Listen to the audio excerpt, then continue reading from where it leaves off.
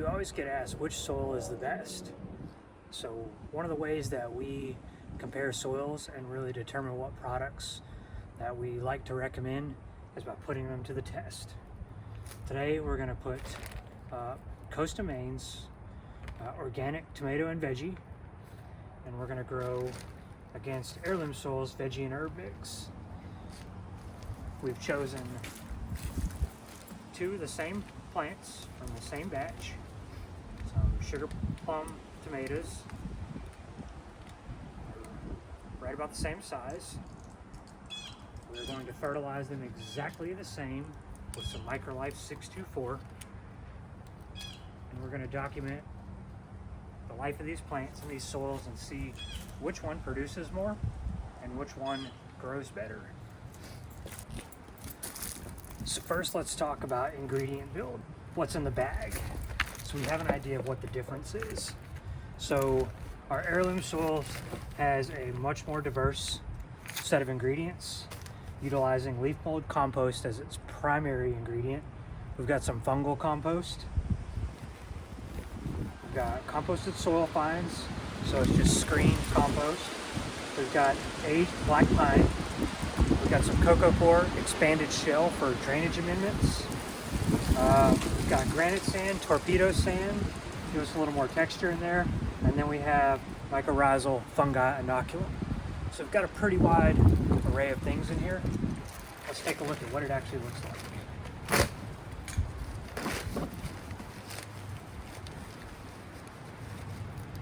So we've got a very fine texture, nice screened product. We can see some of the expanded shell in here for drainage, and we can definitely see the sand particles.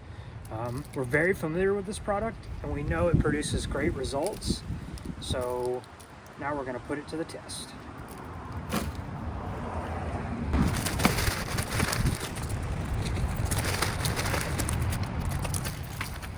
Next, let's take a look at the Coast of Maine. Coast of Maine's tomato and veggie soil has an ingredient built of composted manure. It's got aged bark.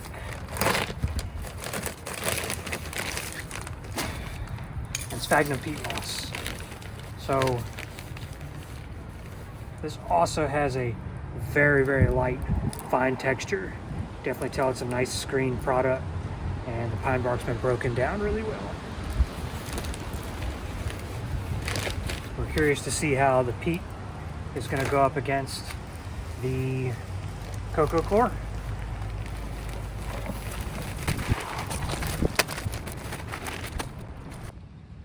Take a nice close-up of this soil texture here on our Coast of Maine tomato. It's very loose, very, very light. And we come over here and we take a look at our veggie and herb from Heirloom Soils. This is a much more coarse product. It definitely has a heavier fill to it. The cocoa coir definitely is holding more moisture consistently than the Coast of Maine product so far. So it's really going to be interesting to see. We know that once peat dries up in our area and gets completely dry, if we let it, that it can become hydrophobic, allowing moisture to be more difficult to absorb in without soaking it. So super interested to see how these fare against each other. So we've got two plants, same size, same amount of fertilizer. So let's pot them up.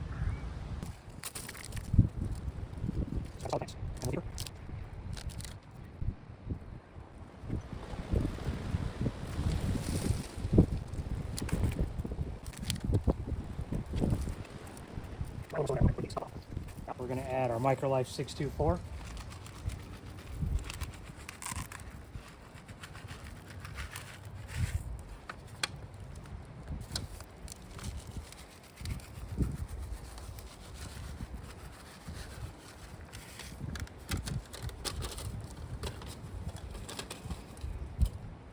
And over the course of these plants' life, we're going to water them exactly the same.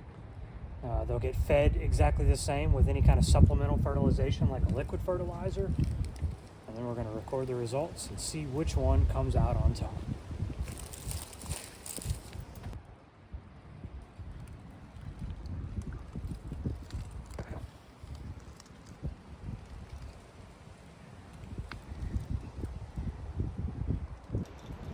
Comment below which one you think is going to win, the heirloom soils or the coast of Maine.